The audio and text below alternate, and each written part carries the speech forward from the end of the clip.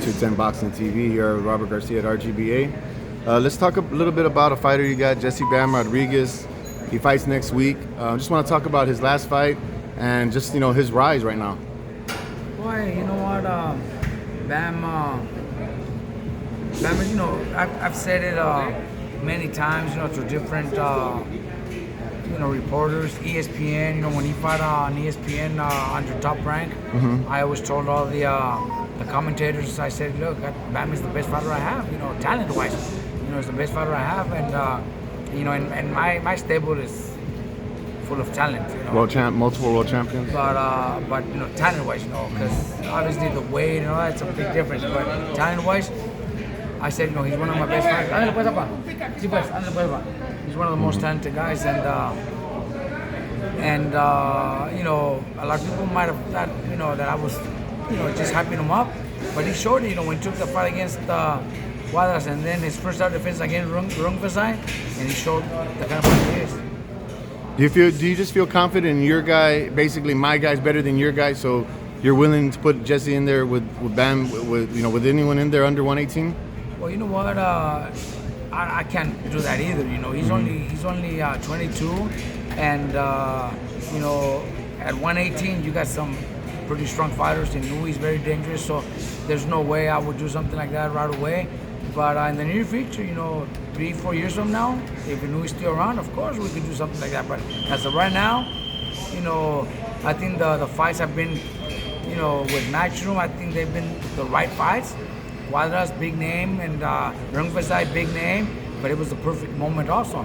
I actually want Bam to get down to 112 and maybe pick up some titles there.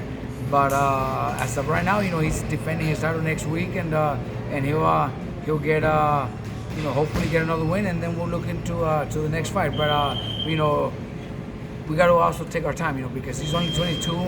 He's got a bright future ahead of him, so we have to be careful. Now, it's a very quick turnaround, right? He fought in June, and now he's fighting on September 17th. How did that come about in a big spot like this, Canelo Triple G?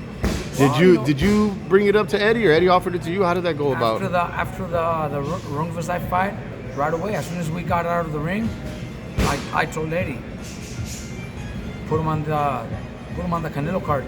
And he told me he couldn't. He told me I can't. I already have a full card. I already have the undercard. And I kept pushing. I said, look, this kid became a superstar. Everybody wants to see him. And I also wanted to get all of the Mexican fans to watch Jesse fight, because, Jesse's from Texas, he's American, but he's Mexican-American, Mexican blood. And I know when Canelo fights, I'm not going to say 100%, but a big percentage of everybody in Mexico watches Canelo. So they get a chance to see Bam also. So a few days later, I got a call and said, you know what, we were able to put him in there as a co-main event. So I called Bam, and Bam actually wasn't really too excited about fighting on the Canelo card because he wanted to rest a little bit longer. But I told him, look, this is the opportunity, and I need you to do this.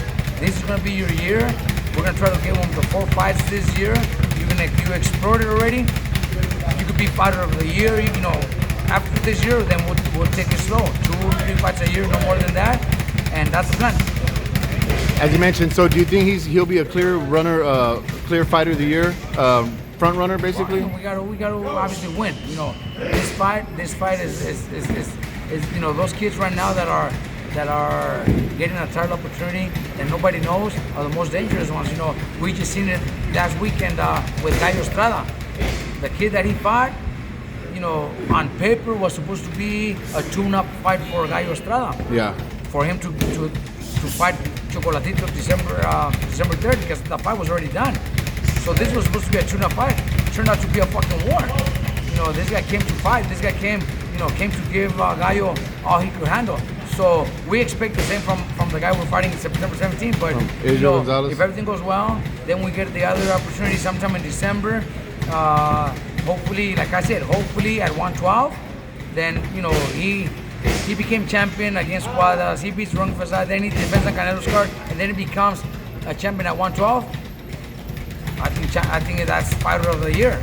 Do you think we also have- Sonny Edwards or Cesar Martinez? It doesn't matter. It doesn't matter, bro. That's my idea. That's what I want. So if things go my way, then I don't think anybody else could say that they've done something closer to that. We got Bivol who beat Canelo, and is gonna fight Zurdo Ramirez. So if he beats Zurdo Ramirez, then that's also He has a strong case. a strong case. He beats pound for pound the best fighter in the world, and then he beats Zurdo. But it's same weight division. This kid is fighting 4 times and getting 2 divisions, fighting 2 legendary fighters. And depending who he fights on the 3rd fight, I mean on the 4th fight in December. So it all depends. But that's my idea, and that's what I want. Now we brought up Gallo Estrada. How did you see him look, and did you feel like, damn, like I wish Josh would have got that fight on the way he looked? Well, I think Gallo could be one of those fighters that fights to the talent his opponent has, because Gallo looks really good when he fights somebody like Chocolatito or Cuadras. But this guy that wasn't supposed to be a big threat gave him a really good fight. So that could be the case. But watching the fight, right away I thought, fuck, man, if it would have been Josh or if it's Bam.